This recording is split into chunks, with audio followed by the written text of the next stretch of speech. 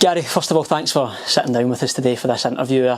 I suppose from a starting point, I guess we'll just look at the season so far. How would you reflect on the first half of the season? I think the first half of the season has shown progression for us. We've come in, now we're 5 months down the line, and we've made some positive moves along that way. We've managed to go and beat our points total from last season, so that's a real positive for us. We've picked up some really good results along the way as well, and won important matches. Beating Falkirk away was a really important one for us, so I think there's been loads of positives for the first half of the season for us.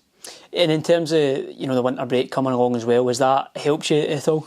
I think the winter break gave us a chance to reset as well. I think we were coming into that with a couple of niggling injuries, and it allowed girls to go and rest and get themselves fit again, which allowed them to come back into the squad in the last couple of weeks. And the winter breaks always comes at the right time, I think, for us. But yeah, it's...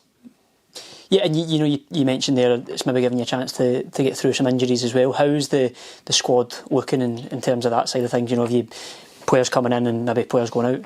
Yeah, the squad's probably looking the best it's looked since I came in as well. Now I think there's 22 players with the club, and we've signed 4 players during January as well, which adds depth to the squad as well, and all players made an impact in the game at the weekend as well. And we've only got 2 players that are still out injured at the moment. One's a wee bit closer than the other one, so the squad's looking good, and it's looking good for Sunday.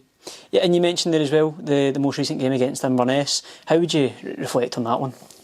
I think again progression is in terms of where we were at the start of the season to where we are now, and a game that we felt that we should have got something out of. I think if you were at the game, you'd have seen the level of performance that the players put in, and I think they'll be more frustrated that they've not managed to get at least a point out of the game. So as much as we didn't get the 3 points or a point from the game, I think there's loads of positives, and it was a pleasing performance, and it allows us to go and build for this weekend.